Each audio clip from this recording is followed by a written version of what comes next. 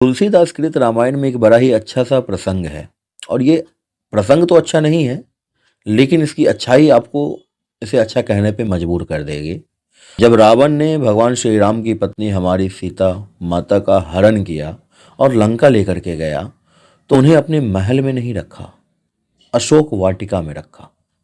क्योंकि रावण बड़ा ही ज्ञानी पुरुष था। जितना वो बलशाली था, जितना वो घमंडी था, उतना ही वो ज्ञानी भी था। उसे आयुर्वेद का, उसे विज्ञान का, उसे अच्छे खासे जानकार था वो। उसे पता था कि माता सीता अपने पति श्री राम के विरह को शोकपूर्ण अवस्था में ही बिता पाएंगे। इसी वजह से उस शोक को दूर करने के लिए उसने माँ सीता का अशोक के पेड़ की छाया में रखा। और आज का मेडिकल साइंस भी इस बात को मानता है कि अशोक का जो पेड़ होता है, उसकी जो पत्तियां होती हैं, उसके जो छांव होते हैं, वो स्त्री रोग का उपचार के लिए बहुत ही उपयोगी होता है।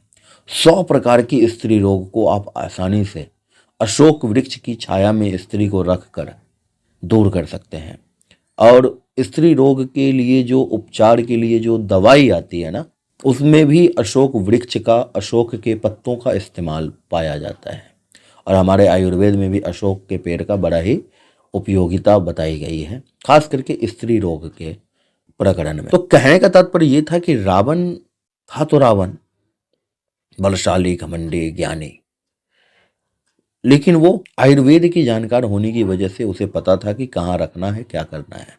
अब आप लोगों के मन में ये सवाल जरूर होगा कि इतना ही ज्ञानी था, इतना ही कष्ट नहीं देना चाहता था माता सीता को, तो आखिर उसने उनका हरण ही क्यों किया। छोटी सी बातें हैं, लेकिन इसे आप अपने जीवन में व्यवहार में ला सकते हैं। बड़ी छोटी सी बात है, इसे समझिए। भगवान राम जब अयोध्या से वनवास को आए, 14 वर्ष का वनवास जो उन्हें मिला था, और रावण जो कि बड़ा ही घमंडी था, राक्षस प्रवृत्ति का आदमी था, और उसे इस बात का ज्ञान था कि भगवान पृथ्वी पे अवतरित हुए हैं तो उन्हें सब पाना चाहता है। ऋषि, मुनि, देव, गंधर्व, जो भी, हर आदमी, हर मतलब कि प्राणी जो भी उस धरती पे है, सब पाना चाहता है उसको। लेकिन सब में वो बौद्धिक क्षमता है, सब में जो है वो मतलब ऋषि मुनि वो भगवान का नाम लेकर के उनके चरण को पा सकता है। देव गंधर्व उनके आचरण को पाने की कोशिश कर सकता है। लेकिन रावण तो था राक्षस। अब वो मतलब ना भगवान के चरण को पा सकता है और ना उनके आचरण को। तो रावण ने दिमाग लगाया, ज्ञानी तो था ही, उसने दिमाग ये लगाया कि क्यों ना भगवान को दुश्मन बना लिया जाए। अब ऐसे तो मैं राम राम कहने से रहा, मेरी राक्षस प्रवृत्ति हमें ऐसा करने नहीं देगी, मेरा घमंड मुझे ऐसा करने नहीं देगा कि मैं उसकी पूजा करूं, उनका नाम लूं।